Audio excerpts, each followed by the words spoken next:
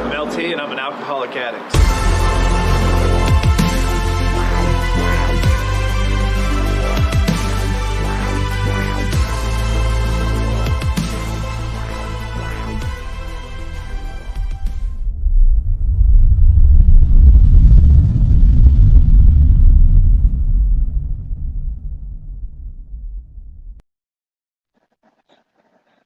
Well, good morning, all.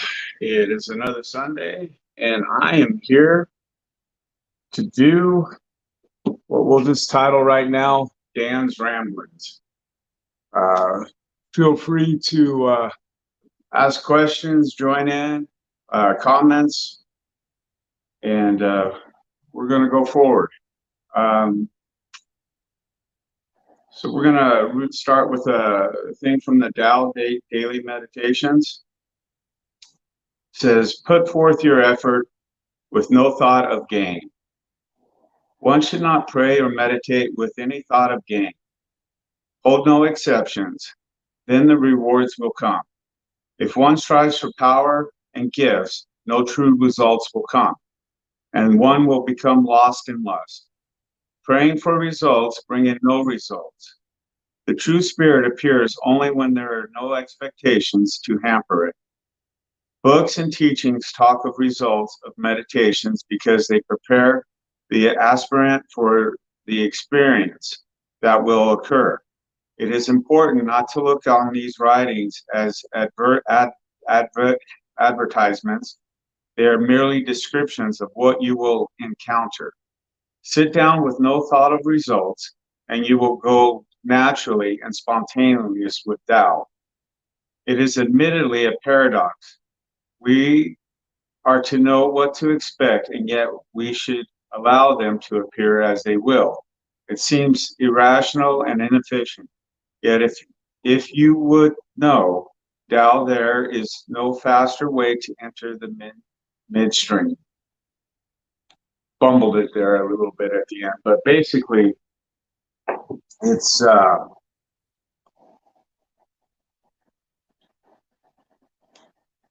talking about what's holding you back, you know. It's kind of funny that it's true in my case and a lot of people's cases that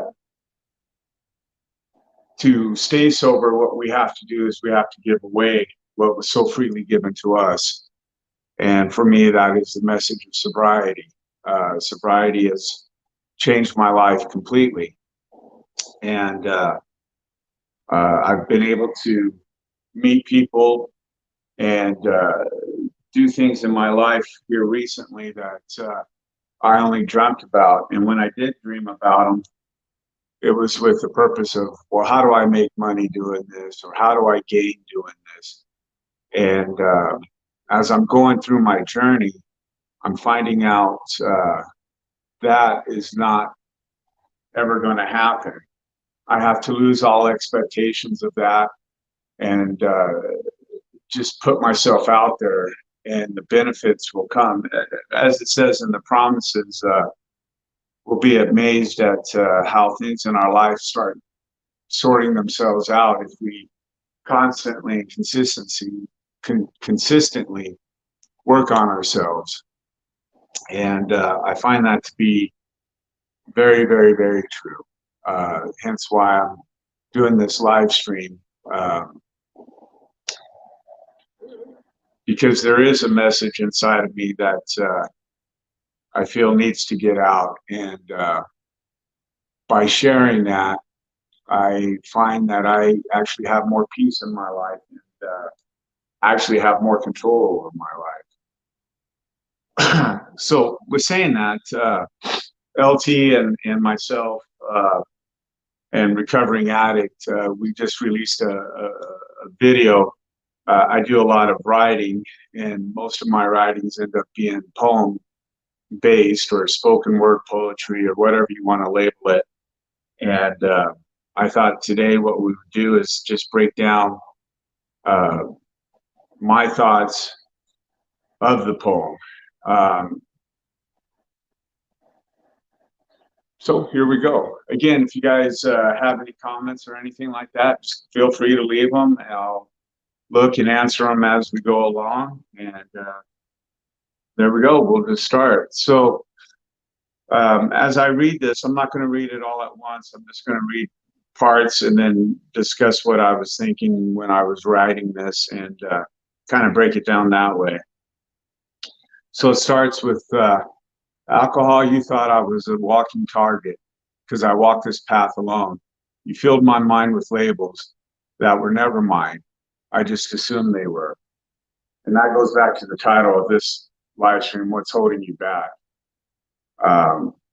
The hardest thing about sobriety, in my case anyways, was this thought that I was doing this all by myself. And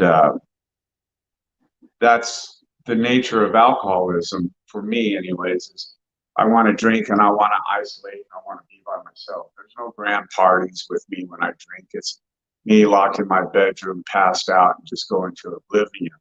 We always talk about living in the now. I never drank to live in the now. I drank to escape the now and go into oblivion.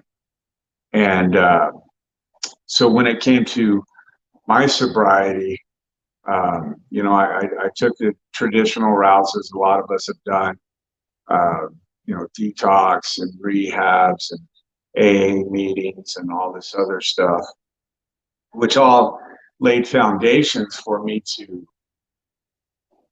grow and to find out more about myself. But all of those in and of itself never kept me sober. And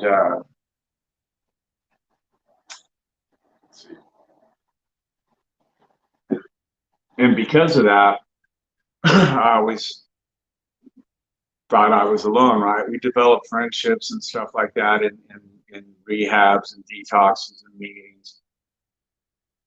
But a lot of times those friendships are just there for the moment and they fall apart. So again, you are left alone. So yes, I do walk this path alone. But once you get outside of yourself and you realize that to stay sober, you have to, again, this is all coming from my perspective. Everyone's journey is different. And so I probably won't use any more clarifiers on through the rest of this. I'm just speaking from my own experience. So what I did find is, yes, I do walk this path of sobriety alone. But once I got outside of myself and started sharing this message and being open with people, I noticed that people started coming into my life that would help me get to the next level. And that's one of the benefits of sobriety and sharing the message, is that for some strange reason, however it works, I don't know, things and people always show up at the right time to help you continue on the journey. The next line said, you filled my mind with labels that were never mine. I just assumed they were. And for the longest time, that's exactly what I thought. I thought I was a worthless dad, a worthless husband, a worthless person, anything that had to do with worthless, that was me. I was never good enough for this or that. I was afraid of success, afraid to be me. And that's what alcohol did for me, was it went to a place where I agreed. All those labels were me. And that was one of the things that was holding me back in my life, was assuming that all these labels were actually me. And that's not the case. You know, I've done things in the past that I definitely regret. Um, you know, especially when it comes to my kids and everything like that.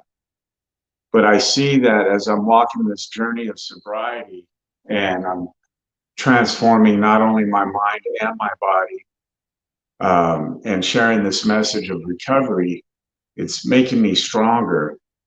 It's allowing me to show my kids that it doesn't matter what age you are, if you truly invest the time into yourself, good things will come of it.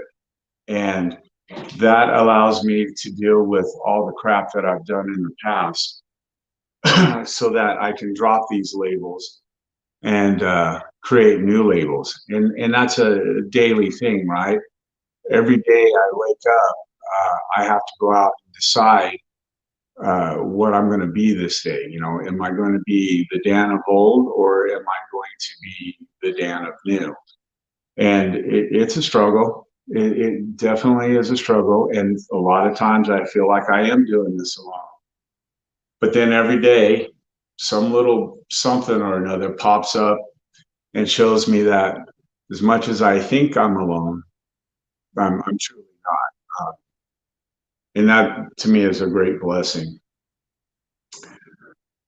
The next line is, well, you didn't know that each failure you attached to me made me even stronger. Failure was always an option. So I listen to a lot of motivational speakers and things like that to get me ready for the day. And for the longest time, the model was failure is never an option. And I've come to learn that that is wrong. Failure is always an option. It's what we do with those failures that make us who we are. Um, and again, that's a hard struggle, right? You know, oh, geez, I failed again. I failed again. And I think it's Les Brown or Coach Payne or something like that. He says, you know, if I get knocked down, if I can look up, I can get up. And later in the poem, I put that in there. And that's true. You know, it doesn't matter how many times we get knocked down. It doesn't matter how many failures we have in our lives. It doesn't matter how many times we lapse or whatever happens in our lives. The fact of the matter is if we still rise and we still get up and we still continue the fight and we learn from those failures, we continue to grow. And that's what this whole purpose is of life, is to continue to grow, to become the persons that we want to be. And again, it's hard, right? We got to decide every day what we want to be and how we're going to go about being that person. And we always want to do, at least in my opinion, for me, it was always something grandeur had to happen in my life, something big, you know, I'm going to win the lottery, or, you know, I'm going to get this promotion, or I'm going to do this or that. But if we sit around and wait for something like that to happen, it's never going to come. Someone once said, you know, the greatest thing is to prepare for opportunity. And again, by doing our daily rituals, morning rituals, whatever that may be, as long as we have a consistent thing that we're doing, when that opportunity arises, we're prepared. And, you know, I can kind of relate this with LT. You know, I've been writing for a long time and never thought too much of it. And then I have an opportunity to write and do some videos with LT, and that's what all that writing was for. That's all the journaling, all the poems and everything have culminated into the fact that when I met LT, he had the other part of what I've been missing, which is the video editing, the music, the knowledge of how to put things together. That in my other videos, if you ever look at them, I'll plug myself, hashtag thoughts of a drunk Dan. You'll see that, they're just kind of pieced together. But this last video that we just did with this poem took it to a whole new level. And so that's one of those things, you never know when the opportunity is going to arise. And that's, again, kind of goes back to setting goals or doing something on a daily basis to prepare ourselves for the opportunity, no matter what it is. And that gives you something to wake up for. It gives you something to continue on with life. So the next sentence is, I just needed to learn from those failures, not fear them. Go ahead, attach another chain to me, try to drop me to my knees. That's that mind thing that we play with every single day. Are we learning from our failures, or are we just wallowing in them? And I see that back in my drinking days, I would just wallow in them. And that was something that was holding me back, right? Because again, I attach these labels of I'm worthless, I'm not this or that to myself. And so when I say go ahead, attach another chain to me, that's just saying life's going to throw another storm. But through my morning routine and the consistency of improving myself when those storms come, I'm better able to handle them. It'd be, I said it before, it'd be so much easier to just sit in the room, drink myself to death, and pig out on pizzas and everything else. And that surely is an option if I want it to be, but is that how I want my life to end? No.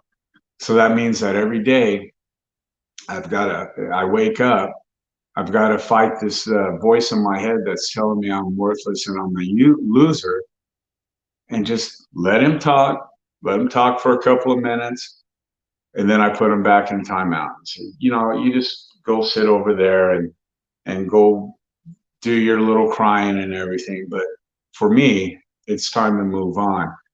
And so I do. I get up, I'll hit the gym, I do my journaling, meditating. I've seen so much positive of meditating, and yet I still tend to not do it on a consistent basis. And again, it's like we talked in a Zoom meeting, it's like taking cold showers. There's tons of evidence and benefits that they're good, but I tend to want to take the softer, easier route. So I make an excuse not to take the cold shower or not to meditate. Oh, I've got to go and do this and that. And in reality, what are we talking about? Shower, 5-10 minutes, meditating 5-10 minutes, whatever. So I don't have 20-30 minutes in my entire day to do these things. I do. I just make excuses. So that's just something that I'm working on. But the gym and the writing, I definitely have those down, and those allow me to clear my mind of all kinds of craziness and continue to go forward and be the best man that I can be. And, as it says right here, I just needed to learn from them, not fear them. Go ahead, attach another chain to me. Try to drop me to my knees to live in pain and misery. Watch me bleed. Soon you will see this only feeds me. And that's, again, my other side trying to keep me down. And so what I've done is I've taken all those negative thoughts and I've turned them into fuel, basically, to get me out of bed, to continue on this journey of life.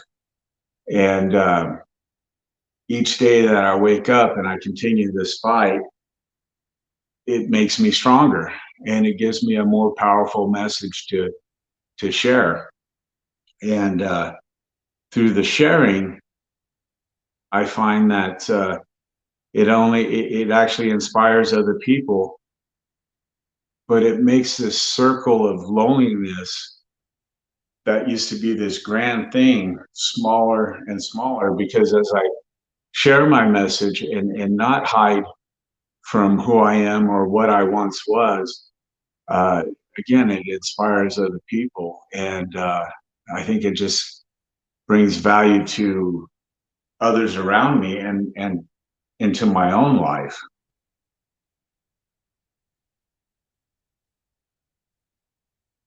So now the next line is an empowering statement to me. So after it says, to live in pain and misery, watch me bleed, soon you will see this only feeds me. You thought the beast in me was dead. Hell boy, he was just sleeping. Now it's time to kill because I'm hungry. Every day, 2 a.m., writing, meditating, gym. That goes back to our morning routine. I think having a morning ritual, and it doesn't matter what your morning looks like, right? Your morning can be 2 o'clock in the afternoon or 2 in the morning or, any time of the day. But if you're getting up and you're setting aside, at least an hour for you to work on yourself, you'll find that inside it starts to awaken what I call uh, the beast of sobriety. In my case, it awakens that guy, and then he wants to eat. He's hungry. He's like, "What's next? What's the next obstacle to overcome?" And it's quite amazing. Um, Once you figure out a goal and you set that goal, and you realize that every day you're feeding the beast, and that beast wants that goal. Um, Life still is a struggle. You still have your ups and downs, but instead of these drastic peaks and valleys like we had when we were in active addiction or alcoholism, we'll notice that they're not so drastic. They become smaller, and they're smaller little waves. And I find that quite encouraging to myself. uh,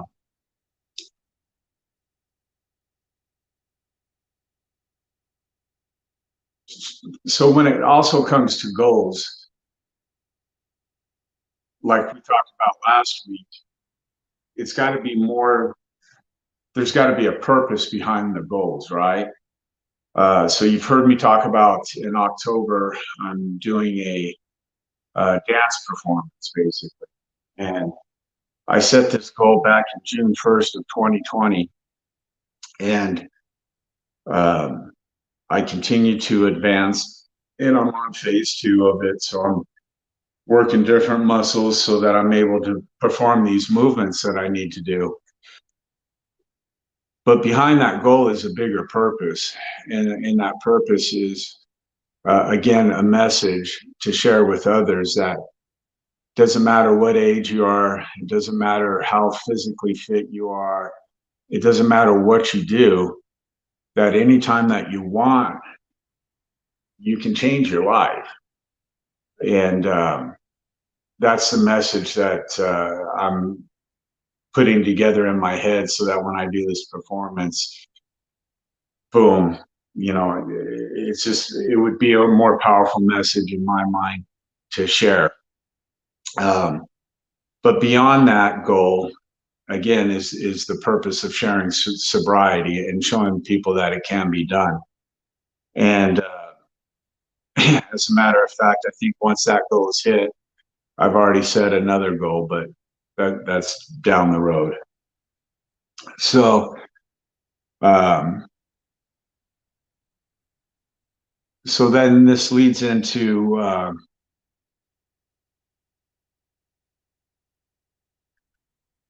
so it goes, you thought the beast in me was dead. Hell boy, I was just sleeping. It was just sleeping. Now it's time to kill because I'm hungry. Every day, 2 a.m., writing, meditating, gym. And this is the important thing with having a morning routine and accomplishing small daily goals lead us to our bigger goals, that lead us to a purpose. But what it's really doing is, as this line says, setting the day for future Dan to win. Alcohol took one look at me and began to run as I shouted, "Not today, you son of a gun." And that's the purpose of all these, setting these small goals, the daily routine, is so that down the road, uh, future Dan has something to look back at. What I'm doing right now in all these consistent morning routines and all these things that I strive for every day is so that down the road, future me is in a position to really knock it out of the park, so to speak, when the time comes. And as an alcoholic, there was never ever thought of a future anything. It was always,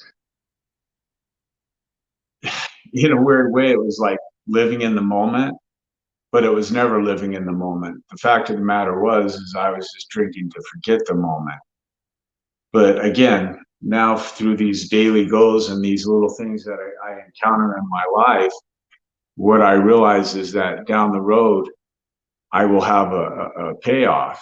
And that is something that I've never done in my life. It was always instant gratification. It was always, I'm feeling down. Maybe a drink will help. Oh, maybe I need to go buy a new fancy shiny thing.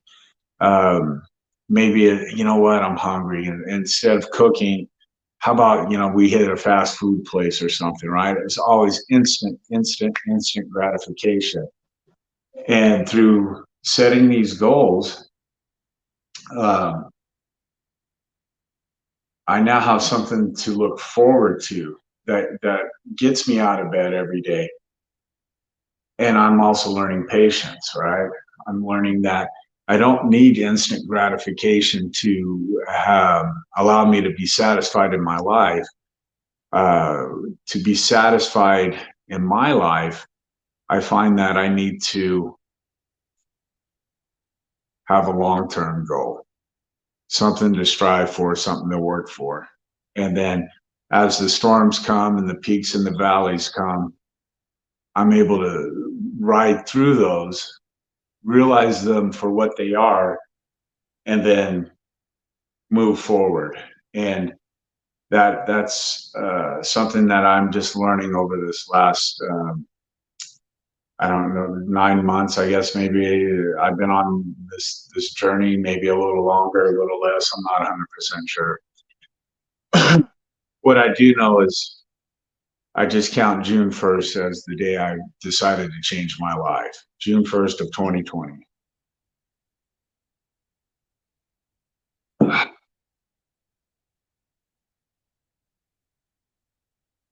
So then the next thing is, son, you forgot the past does not define me, it refines me.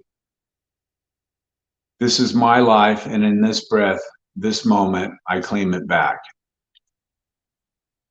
That statement right there, the past does not define me, it refines me, always makes me think of how diamonds are formed. We know that they're formed under heat and pressure. And my entire life, I lived in heat and pressure. And now it's time to release the diamond, the diamond inside of me. I've had enough heat and pressure in my life. Again, back in the day, in my drinking days, I would have blamed you. I would have blamed my job. I would have blamed everyone around me, the sky, the sun, the fact that the sky is blue. Any excuse to blame others or other things, rather than to take a look at myself and realize every single thing that has happened to me in my life has been my choice. Now, I understand, there's some things that happen to us as kids that were very traumatic, and everyone has their own stories and own trials that they've gone through, and I'm not trying to diminish any of that. What I'm saying is that once we quote unquote became adults, or in my case, a free-willing alcoholic, everything that has led up to today has been my choice. And coming to that realization, I see that's one of the things that was always holding me back. It goes back to those labels that we were talking about earlier. These are all things that I imposed on myself. I assumed what everybody and everything was telling me was true about myself. And the fact of the matter is none of that has been true. I've just never known the real me. I've never taken the time to get to know the real me. And that's something that will continue on the rest of my life, right? It's always going to be a learning of who I am and what I want to be. And that goes back to walking this path alone, right? We'll have others around us that'll help us on this path, that'll give us some guidance and stuff like that. But in the end, it still falls back to me. Someone can give me the greatest advice in the world, but it's going to be my choice on whether I follow it or not. Or someone can give me the worst advice in the world. And again, it's going to be my choice on whether I follow it or don't follow it. And that's everyone's personal journey. That's why the fourth step in the 12-step program is such an important one, because it gives you, well, like it says in the big book, it's like a business taking inventory. So we're taking inventory of ourselves, and we're seeing the good and the bad, and the choices that we make. Are they either helping us to accomplish our goal, or are they holding us back from our goal? And that's seen in every little action that we take. With me, I'm trying to get down to 8-9% body fat, right? This is, again, just to help me with this dance performance, but a little bit of ego too, because I think I'm going to look pretty decent at that. So what does that mean? To get to that goal, I need to increase the water I'm drinking. I need to find foods that actually keep me satiated, as opposed to a quick fix, instant gratification. Oh, eat a bunch of carbs, fill the belly, and then in an hour I'm hungry again, right? So it's those daily choices. Do I choose the salad or do I choose the Big Mac? And those are hard decisions in the moment, but every day that I choose the salad, every day that I drink the more and more water, and not deny, I don't think that's really a word, but, well, it is a word, but I don't think it fits the case. It's not so much that I deny myself. There's nothing wrong with eating pie, cake, or having a soda or something like that, but when it's your main food source, well, no wonder I'm not getting the results that I want. So again, it comes back to setting your intention for the day. What am I going to do? How am I going to accomplish it? And then when you're out and about and you're doing your thing, and your natural instinct, because the body wants to do A, B, or C, is to reach for that soda or that Big Mac, is to be able to be aware enough of your situation and where you're at to go, no, you know what, we'll just take the salad, or we'll drink the water, or whatever the case may be.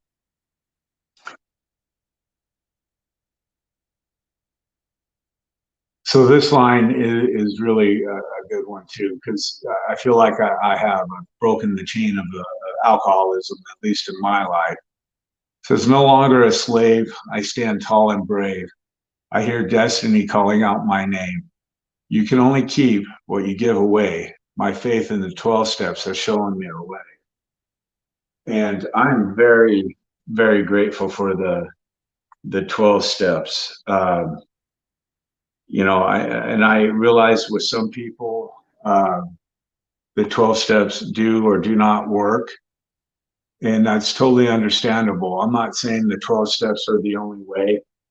But what 12 steps have shown me is it's given me a path to take in my life to get to know myself, especially that fourth step, the inventory part, which also leads to, we do this inventory, and we see all our faults and our pluses, and then we go into the fifth step where we share that.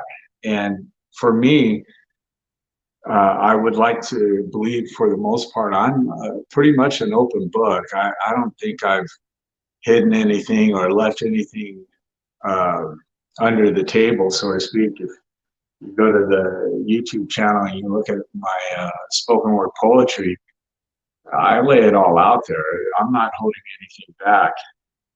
And I find that shining that light on my faults and defects makes it so that these things don't live, as they say, rent free in my mind.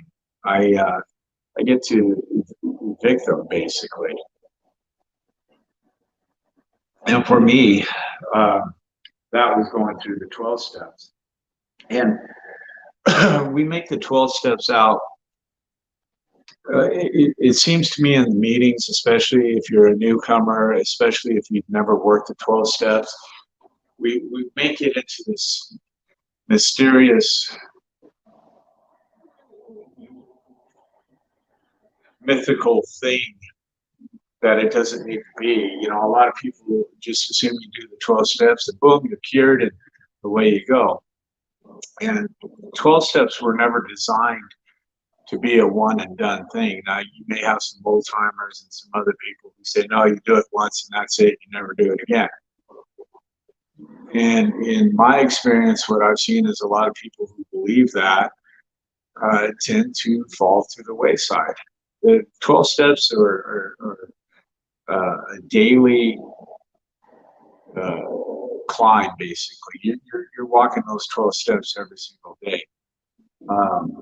And the fourth and the fifth steps are something that we should be doing almost on a daily basis, you know, taking an inventory of ourselves. Were we right? Were we wrong?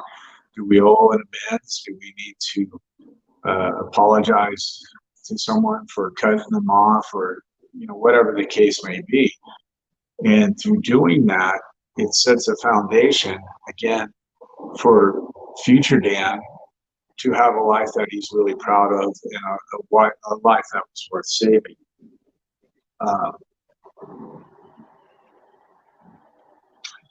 And then, of course, the last three steps, you know, is sharing the message. So I had a period, well, so some time of sobriety, and then I started getting wrapped up in a job. And so I stopped doing things that would help me share this message. I stopped kind of communicating with people who were in recovery and started focusing mainly on my job. And then, of course, the job's not quote unquote satisfying. It's not giving me what I really want, because the whole time I'm at the job, I'm thinking about writing or my goals, or, you know, doing other things other than the job. And so then what I noticed was old behaviors started coming back up, and I decided, hey, you know, it'd be a good idea to smoke some pot, right? Relieve the stress. Just whatever. I don't want to glorify it, but anyways, as a stress reliever. And sure enough, I did that, and I ended up doing something at work that required a P test, and I ended up losing that job. Now, that was devastating at the time, but now that I look back at it, in an odd way, it was probably one of the best things that happened to me, because through that, I reset myself and decided to start focusing on what was really important in my life. And through that, I met LT, and now we are working on some videos. You know, they're not all going to be spoken word. There's some short stories that we're working on, and it's just a whole range of things that'll be coming up. So I'm super excited about that.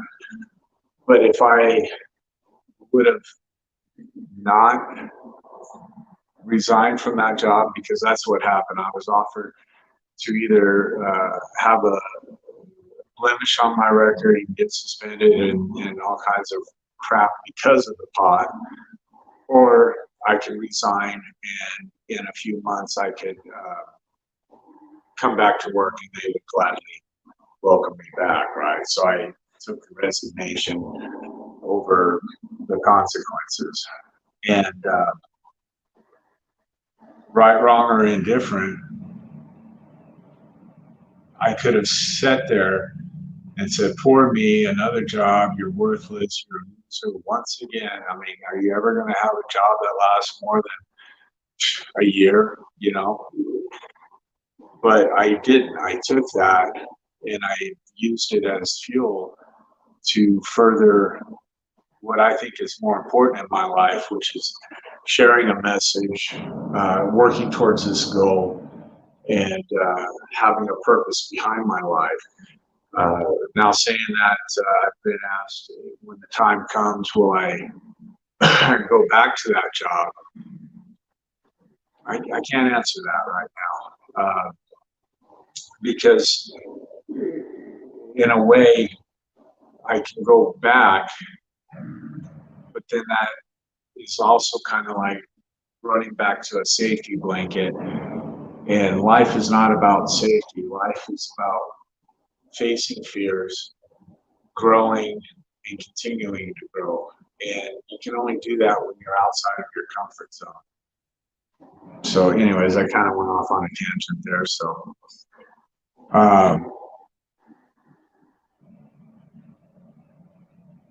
So then it goes down here. If I want to know peace, I must come to peace with the pain. This is seen by the calluses built on my hands, by my hands, and in my mind. And that's true, right? If I want to know what true peace is in my life, I have to deal with the pain from my past. And I know in early recovery, I didn't want to look at pain that I'd caused to others and that others have caused to me. Because again, it's easier to just hide in the corner and say, don't look at me, don't look at me. And we can spot those people on a daily basis. We always think that we're the ones who are awakened, you know, hey, we're not a zombie anymore.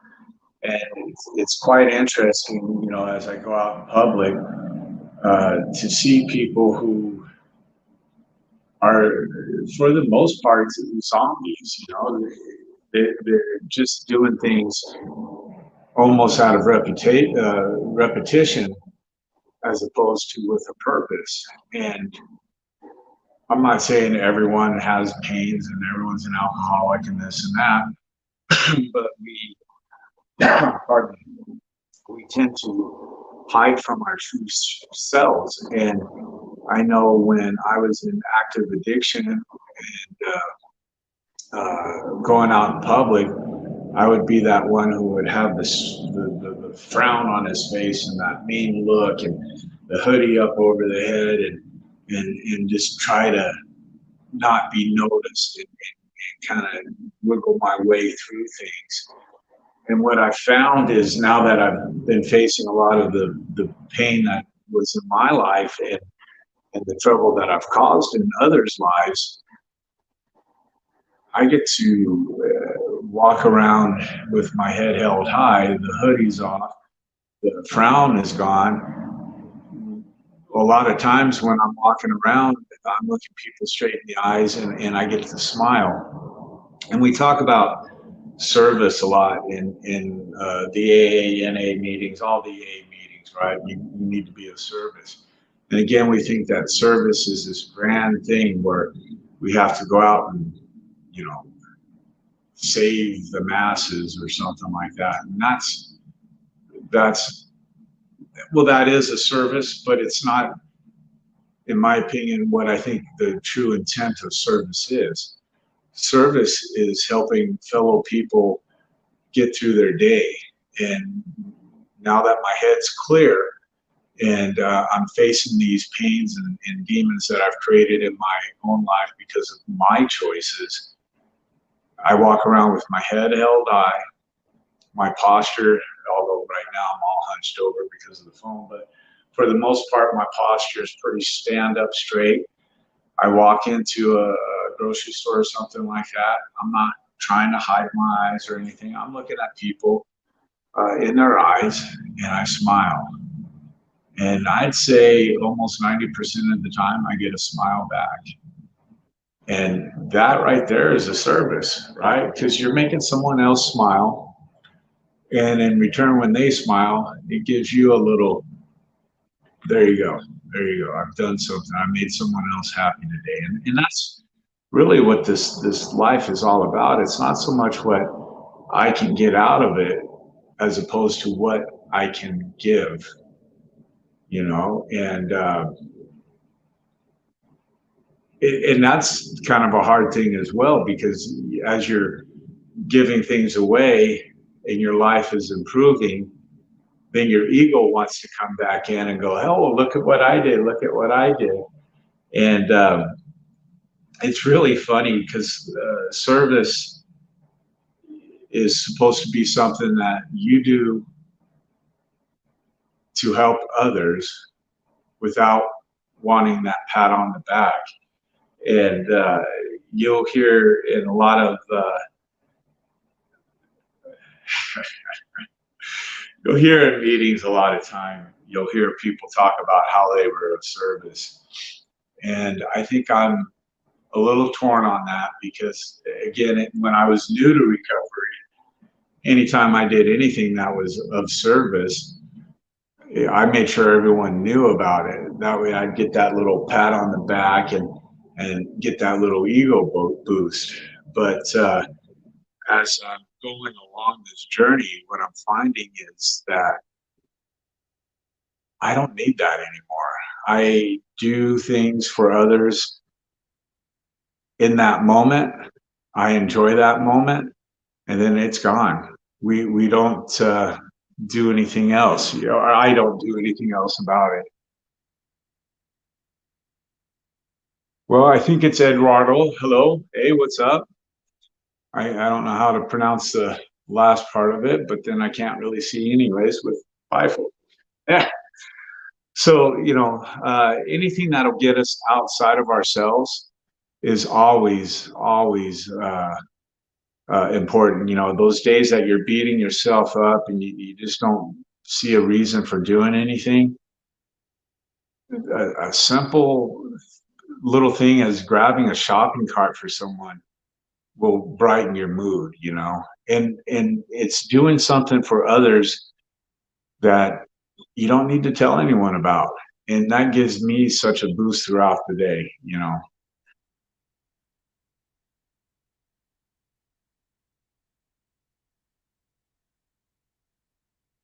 I guess Eduardo wants me to pronounce his name, so I guess it's Ed-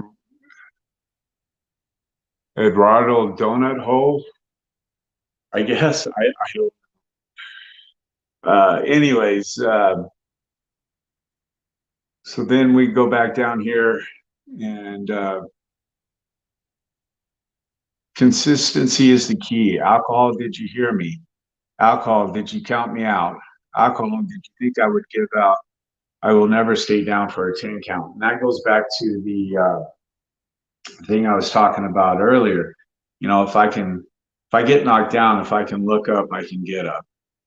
And that's the thing. Even though life is going to throw storms at us and we're going to have our ups and downs,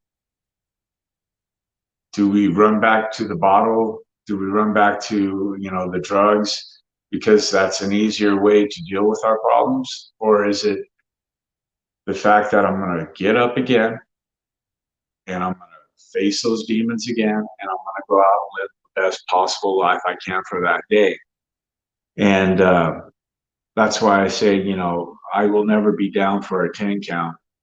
Uh, because you never know, you know, you get knocked down 9 times, that 10th time that you get up, maybe that's the time where everything clicks and you start to see a life that was worth saving.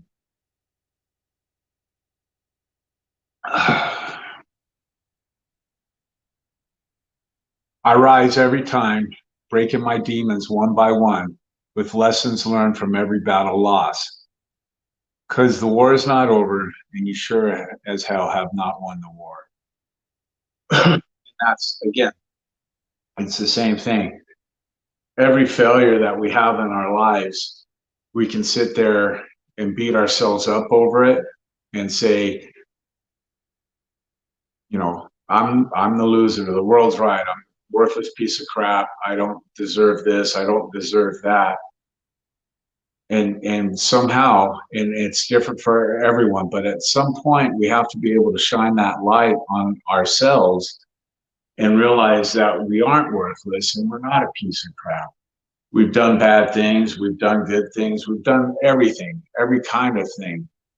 And that's led us up to where we are right now. But what we have to recognize is that every one of those things has been our choice, and may have not always been the right choice, but in the end, it was our choice. And so what do? Do we wallow in it? You know, do we lather up in it and go, yep, this is who I am and this is where I'm going to be? You know, there's that old phrase, you can't teach an old dog new tricks. And I'm here to say that's a bunch of BS, because I started this whole transformation at age 51. I'm now 52, and I'm learning every day, and I'm doing things now that I could never do when I was in my 20s, 30s, 40s. And so it's, again, going inside, looking at yourself, shining the light on your weaknesses. And when you find those weaknesses, it's actually reaching out to other people that have overcome those weaknesses and asking for their advice.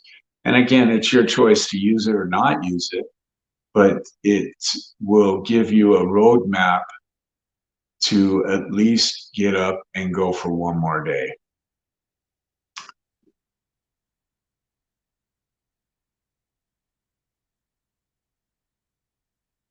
So then we go down here and it goes, again, I scream alcohol, watch me bleed as I rise from my knees. I'm not here to please. I'm here to share a message that has saved my soul. Alcohol, you no longer have control. That line, I'm not here to please.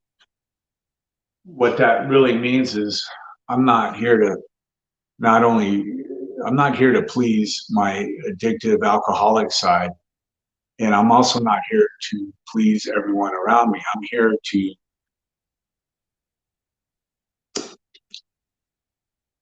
I don't want to say please myself, but in the end, that's really what it is. When I go to bed at night, I want to be able to lay down on that pillow and sleep because I've put in the work for the day. I've done everything that was in my control to set myself up for tomorrow. And a lot of times that means that I have to tell people no. It also means that I have to let some people go in my life. I had a thing happen where I was contacted by some old friends of mine from years ago, and they want to kind of reconnect, right? And I really have to think about that before I even answer the call or return any kind of message. In the end, I'm going to call just to see how they're doing and catch up. But the fact of the matter is do I want to travel back in time and try to relive some kind of glory that was never glory? Who knows? And who knows? Maybe their lives have changed too, and they're on a different direction. And maybe meeting with them would be a good thing. I don't know until I make the call. But I'm not here to please anyone anymore. For the longest time, I lived my life as a chameleon. I was always changing my colors to fit into whatever social circle, to make this person happy or that person happy or this thing happy or whatever the case was. And at this point in my life, I am no longer willing to do that. If it's not going to improve my life, if it's not going to help future Dan down the road, there's no reason for me to be involved with it. And that's why that line is, I'm not here to please. And again, alcohol, you no longer have control. It is a really great freeing feeling to me to be able to walk down any grocery store or drive by the liquor store and not have that, ooh, I should just pull in, ooh, one more drink, I could just have a little. I don't have those cravings or feelings anymore. And again, it's through doing the work on myself. It's setting these goals, having a purpose behind the goals, sharing the message. All these things do take time to build up, but the payoff is freaking amazing. One of these days, I'll show you some before and after pictures. But if you look at me from June 1st to now, this is what I'm talking about. Every little thing that I've been doing every day for those last few months has put me in a position now where I'm feeling very confident about the way that I look and my mental stability, I guess you would say.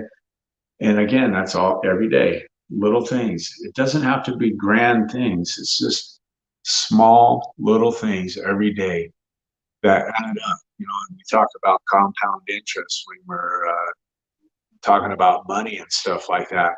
What are we doing on a daily basis that improves our lives? Whatever your hobby is or whatever you truly want to be doing, are you taking the time to learn about that, to improve your game, or do you sit around, or even me, did we sit around and watch, you know, Hoarders and My 600-Pound Life and Gold Rush? And it cracks me up that there's actually a channel that shows reruns of game shows. To me, that makes no sense. You're going to sit there and watch game shows from the 80s and 90s when you already, anyways, that's just a whole nother rabbit hole. But those times, you know, what are we doing with our time? Because our time is the most valuable thing we have. Are we investing that in ourselves, or are we investing that in other people to gain? And I heard something the other day. Are we, when we're at, if we're not doing something we truly love in our lives and we're just working that 9 to 5, we're not investing in our dreams. Yeah, we may have the house, the car, and the kids, and the blah, blah, blah. But are you living your dream? And if you are, hey, more power to you. But in reality, if we're doing a 9 to 5, we're making someone else's dream come true. You know, especially if you're working for a large corporation, we're making stockholders' dreams come true, not our own dreams. And for the longest time, and I've said it many times and I'll continue to say it, I've always worked hard enough just to get a paycheck so that I can be broke every week. And there's got to be more to life than just chasing dollars, right? And that's setting goals and having a purpose behind those goals. And this is the last part of the poem, and I'll end it with this. I am Dan. I am an alcoholic. I'm very, very grateful. I do have a message to share, and this is the important part. No alarm needed. Wake up. Sobriety is a reality. Love you guys. Have a great, wonderful day. Have a powerful day. And just think about the small little choices that we do on a daily basis that are setting ourselves up for failure or success down the road. Much love to you guys. See you next Sunday. Love y'all.